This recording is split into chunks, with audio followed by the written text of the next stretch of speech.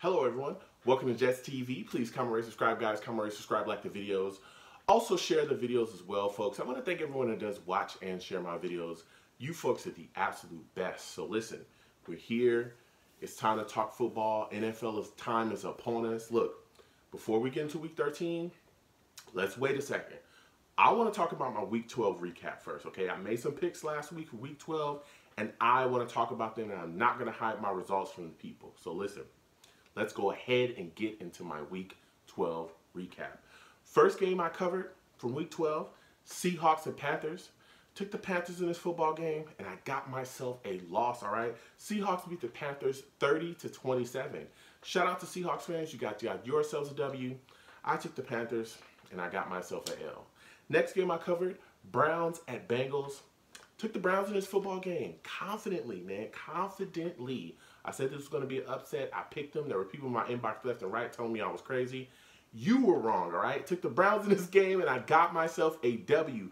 Browns beat the Bengals 35-20, okay? 35-20. People were fired up. You had Browns players that intercepted footballs. They're handing them to Hugh Jackson because he's on the Bengals sidelines now. There was some, things that Baker said about Hugh. It just seems like players were really fired up because Hugh was dealing with the Bengals right now. He's over there coaching. They don't like that very much. And, it seemed like the emotion kind of spilled over into this football game. Like, they went out there and absolutely laid it on the Bengals. They were not playing any games, all right? So, shout out to Browns fans. You guys got yourselves a W. I took the Browns, and I got myself a W as well. And the last game of the week, the Jets game, Patriots at Jets. Took the Patriots in this football game. Sadly, got myself another W. Patriots beat the Jets 27-13. Jets offense was, goodness gracious. Todd Bowles, it was just a mess. Okay, we gave up a lot of yards on the ground to the Patriots. They just ran the ball heavy. It wasn't good. It just was not good. I'm not going to go on a rant. Todd Bowles' whole staff needs to be cleared out at the end of the season. It will be cleared out, and we will move forward as a franchise. That is one thing that I'm looking forward to. So, with that said, Week 12, that is behind us. That is said and done, all right? That's over.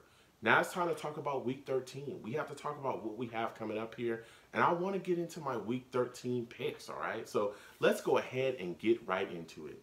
First game I want to cover from Week 13, Ravens at Falcons. Listen, I'm starting with the Ravens side of the football first. Offensively, they got to get going. I think early in this football game, the Falcons got weapons. They can put up points. So I'm saying to myself, hey, what can the Ravens do? They got to start running the football heavy.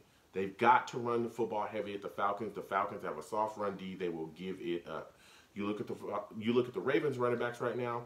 Collins, questionable. Probably not going to play. So I'm saying, okay, that's all right. Because we got Gus Edwards. That's a kid that stepped up in his absence. He's looked very solid, like he's a guy that can run the rock as well. Gus Edwards is questionable for the football game. He's dealing with the ankle injury as well.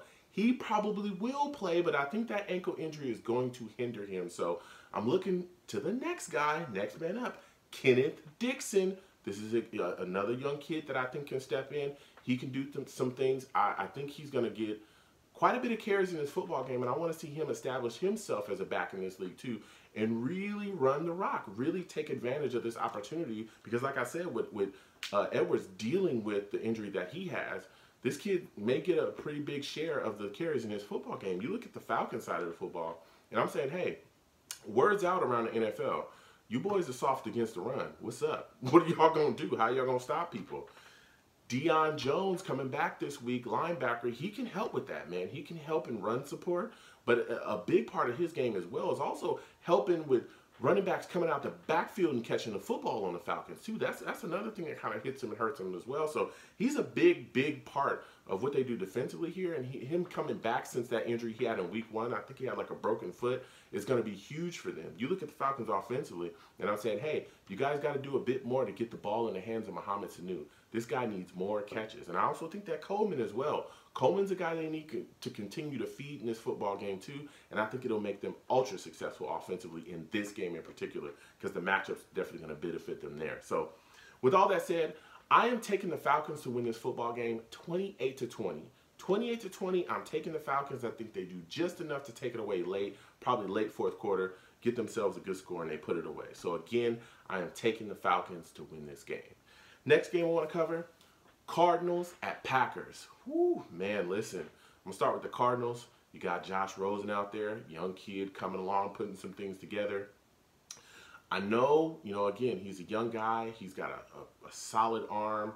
He's doing his thing. But I think something that will really help him along is if you get the ball in the hands of David Johnson early and pound the rock against the Packers. This is another defense. It's kind of soft, okay? But you can run against them. You can open some things up. That opens up play action, makes the game a bit easier for Rosen. Again, a young rookie kid just trying to come in and really get his footing in the NFL. I also think offensively, especially in the red zone, you got to get Larry Fitzgerald involved. I know this guy, older guy, veteran, still doing his thing out there, still solid. Still a very solid wide receiver in this league. It just seems like he just does not age. But you got to get him involved a bit more in the red zone. I like to see him get some more targets in the red zone. I think that Larry can still do his thing in this league. I don't understand why he's not catching more touchdowns this year. Defensively, I'm a little bit worried, especially with the Cardinals as well, because they got some injuries. Hassan Riddick is dealing with an injury right now. He's questionable to play. But the big injuries is more like Budda Baker and Ford. Those are safeties. These Packers, they attack offensively. And if your best guys are hurt and not out there, you're going to have some issues. You look at the Packer side of the football.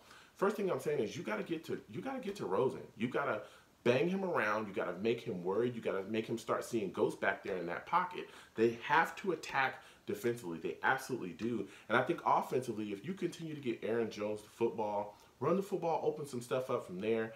I think that with Jimmy Graham, he's dealing with a thumb injury, stuff like that. But Adams, I think, is going to have favorable matchups out there, and he's going to do his thing. So I'd like to see them continue, to protect Aaron Rodgers and allow Adams to do his thing. So with all that said, I am taking the Packers to win this football game 35-27. 35-27, I think it turns into a bit of a score out, but I think it's going to be hard for the Cardinals to keep up with the Packers offense. But again, the Packers are trying to keep their hopes alive at a playoff berth here, all right? They need some help, but they definitely need to win out going forward. So I think they start that here, just fighting and get going, again, to keep their playoff hopes alive. So again, I am taking the Packers to win this football game. Last but not least, the best game of the week, the Jets game, baby. Whoo, listen, Jets at Titans. Jets at Titans, man, listen. Things have not been looking so good for the Jets. Let me tell you, in this game, I'm going to start off with the Jets here. Marcus May out again, okay? He's not going to be playing in this football game. Darrell Roberts is going to be back there strong at the safety position. Man, listen. May missing yet another game. You start to worry about, like, hey, is this something we're going to consistently see every year out of this kid? Is he going to continue to be constantly injured where he misses so much time on the field? I'm a bit worried, especially this early in his career, that he's having these issues. Then you look at quarterback. Sam still dealing with the injury that he's dealing with. He's questionable. Todd Bowles won't come out and say whether he's going to start him or not. Look, if Sam's not totally ready to play, I'd rather them just sit him and just start McCown. I think McCown's going to start anyway because I think McCown is totally fine and Sam isn't ready. I don't know why Bowles is playing these games, but I tell you what, if Bowles says that Sam isn't starting, but he's healthy enough to be a backup quarterback, I will pray for that man because the Jets fans are going to lose it. Okay, that's just... It is gonna get ugly if he does that. Let me tell you. And we all want him gone. Pretty much, we all want him fired. But man, if he does something like that, where he says that Sam is okay enough to be the backup, but not healthy enough to be the starter, goodbye. Okay. Listen. Offensively, though, the Jets have got to get it together. And we can talk about the personnel stuff because Robbie is good. He's going to be playing in this football game. He's expected to play even though he's dealing with the injury.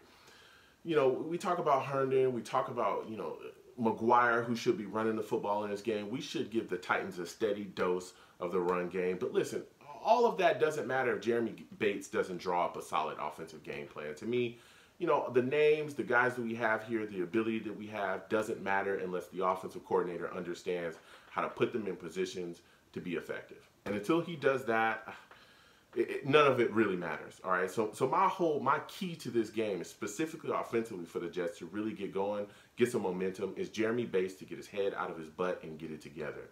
All right. He's got to start putting a game plan together that will really allow these guys to be effective. He's got to start putting guys in space and getting the football in their hands. He's got to get it together. No more of this elementary play calling where you just come out and call like the same damn play 4 or 5 times.